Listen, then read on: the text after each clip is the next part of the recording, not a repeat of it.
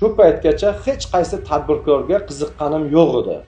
Sizni mana bu videolaringizni ko'rib, aka, biznes planni ham beraman. Biznes qanaqa ochishni ham o'rgataman. Nimaga siz bilan birgalikda hamkorlikda biznes qilishim mumkin emas deb turib o'ylanib qoldim-da. Telegram kanallarimga kiring degan ekansiz.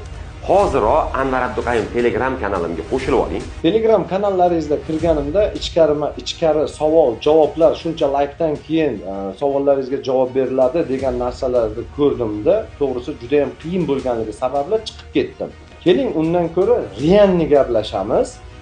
600 million pul qo'ygan ekansiz. Mashti turgan 600 million pulni shogirdlarimga investitsiya qilishga qaror qildim.